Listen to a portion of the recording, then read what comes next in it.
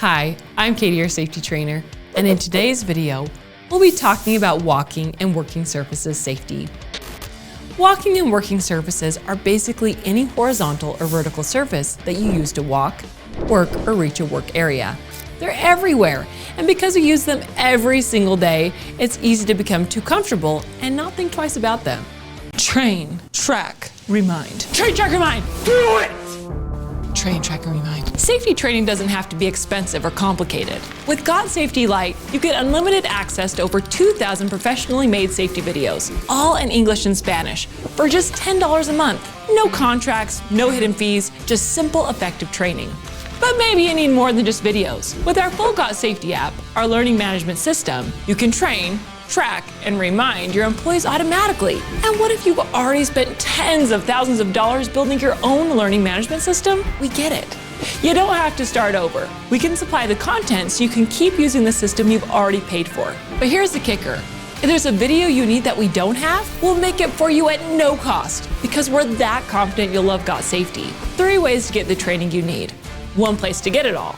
GotSafety, train, track, and remind. That's when accidents happen. Slips, trips, and falls can lead to bruises, fractures, broken bones, or even death, depending on the height involved and the conditions around you. In this lesson, we'll go over the different types of walking and working surfaces, the common causes of slips, trips, and falls in the workplace, the personal protective equipment you may need, and the safe work practices that can help you stay on your feet and avoid injury.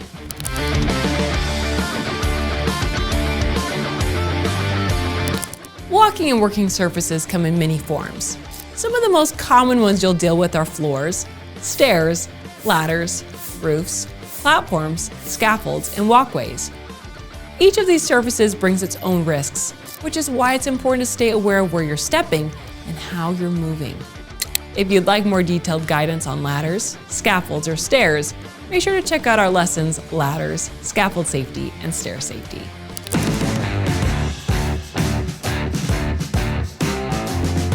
Slips, trips, and falls can happen for a lot of different reasons, and many of them are things we come across every day without thinking about. Something as simple as spilled liquids on the floor or poor drainage that leaves water sitting around can create a hazard.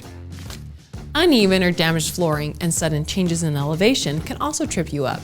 And when floors are overloaded and buckle, that creates another danger. Even floor mats can be a problem if they're buckled or damaged. Clutter is another big cause. When items are left in aisles, hallways, stairways, or passageways, it increases the chance of someone tripping. Unprotected floor or wall openings and edges can lead to falls and issues with equipment like a ladder that's set up wrong. A damaged ladder or damaged stairs can quickly cause an accident. Poor lighting is another factor. If walkways, stairways, or parking lots aren't lit well, it's easy to miss hazards. And finally, something as basic as wearing the wrong footwear for your work environment can increase the risk of slipping or falling.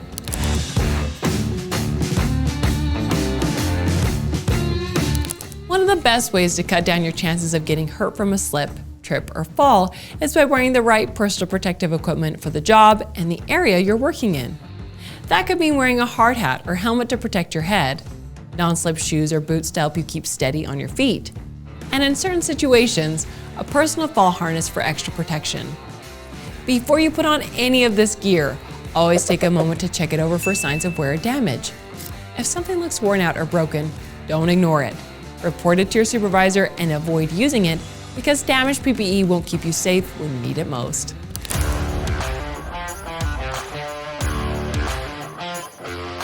Safe work practices are one of the best ways to cut down the chances of slips, trips, and falls on walking and working surfaces. It starts with something as simple as being mindful of your footing and making sure there's enough lighting in the area. If you notice a space that's poorly lit or a light that's burned out, let your supervisor or maintenance know so it can be fixed. Floors and surfaces should always be checked for sharp or protruding objects, corrosion, leaks, spills, or anything else that could turn into a hazard. If you find something, report it right away and clean up any spills or leaks according to your company's procedures. When a hazard can't be fixed immediately, make sure it's properly guarded until the repair is made. Remember, if the issue affects the structural integrity of the surface, Only a qualified person should be the one to take care of it. It's also important to keep all passageways, storerooms, service rooms, and other surfaces clean and dry. Walkways and doorways should be kept free of clutter or obstructions so people can move through them safely. In areas where wet processes are used, drainage systems need to be working properly. If you spot a clogged or damaged system, let your supervisor know so it can be handled. Another key practice is to never exceed the intended load limit of a floor. If you're not sure what the limit is, ask your supervisor. When using stairs, always use the handrail, both going up and coming down. Ladders also need to be treated with care. Inspect them before use, making sure there aren't any damaged, missing, or corroded parts. If you do find a problem, report it and tag the ladder so no one else uses it until it's repaired or replaced. Portable ladders should always be set up on level ground and in line with both manufacturer instructions and company policies. When climbing, keep 3 points of contact at all times for extra stability. When you're working at heights of 4 feet or more on platforms or scaffolds, fall protection becomes absolutely essential. Depending on the task, this could mean using guardrails, safety netting, a personal fall arrest or restraint system, or a ladder safety system. If you're ever unsure about what type of fall protection is needed, ask your supervisor for guidance. And if you'd like to learn more, check out these lessons: fall protection, general industry, fall protection harness safety, fall protection donning 5-point harness safety, and guardrail safety.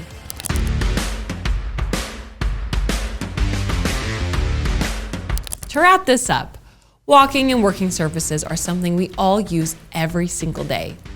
Because they're so familiar, it's easy to get comfortable and overlook the risks, but that's when slips, trips, and falls are most likely to happen. Depending on the height and the conditions, those accidents can cause anything from a minor bruise to a serious injury. The best way to protect yourself is to make sure these surfaces are kept clean, dry, and in good condition, following your company's policies and procedures.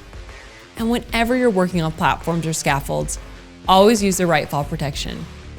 If you're ever unsure about something or have concerns about a walking or working surface in your facility, your supervisor is there to help. That's all for today's lesson. If you like this video, look for us on social media. And remember, stay safe out there.